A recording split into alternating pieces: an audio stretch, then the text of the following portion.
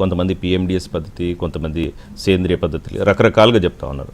So ఈ క్రమంలో మీ అనుభవం ప్రకారం అసలు పంట పొలాల్లో భూసారం అసలు క్రమేణా ఏ విధంగా తగ్గుతుంది, ఎలాంటి పరిస్థితులని, భవిష్యత్తు ఎట్లా నొక్కుతుంది? అంటే కొన్ని దశాబ్దాల క్రితం చూసినట్టయితే భూమి అనేది, భూసారం అనేది రైతుకు ఒక పెద్ద ఆయుధంలాగా ఉండేది, ఒక దేవుడు లాగా చూసేవాళ్ళు భూమిని కాపాడుకోవాలని. ఇప్పుడు కూడా అంతర్జాతీయ నేల భూసార దినోత్సవంలో ముఖ్యం ఏంటంటే మానవ జాతి పెరుగుదల కానీ అభివృద్ధి కానీ రేపు సస్టైన్ కావాలన్నట్టయితే తప్పనిసరిగా ఆహారమే కావాలి. ప్రధానమైంది ఆహారం కావాలంటే పంటలు ఒక్కటే, పంట ఇవ్వగలుగుతుంది, బట్ పంటకు ఆధారం భూమి.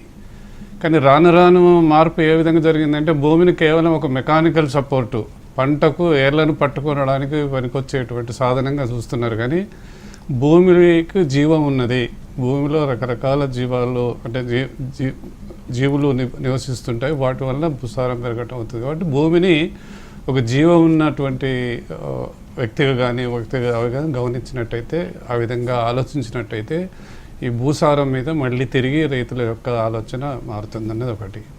మరి భూసారం పెరగకపోతే ఇంతకుముందు అన్నట్టుగా చాలామంది పంట ఆరోగ్యంగా రాదు, భూమి సరిగ్గా లేకపోతే, ఆరోగ్యం లేకపోతే పంట ఆరోగ్యంగా ఉండదు, పంట ఆరోగ్యంగా లేకపోతే మానవాళికి ఆరోగ్యం ఉండదు.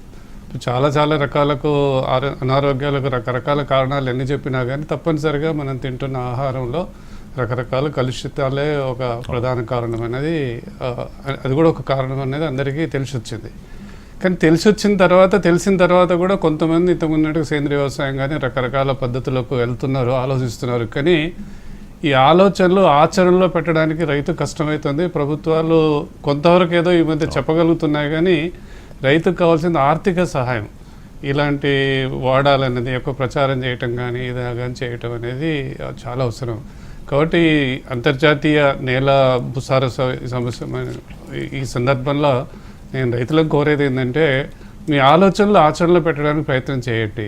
మన పూర్వీకులు కానీ మనకు అవపడ్డటువంటి తాతల తండ్రులు వ్యవసాయంలో ఎలాంటి చేసేది. ఇప్పుడు వ్యవసాయం కేవలం వాణిజ్యపరంగా చూడమన్నాం, కానీ మరీ ఇంత వాణిజ్యపరంగా పశువుల పెంపకం లేదు, సేంద్రియ ఎరువులు అనే కష్టం, అన్నీ కేవలం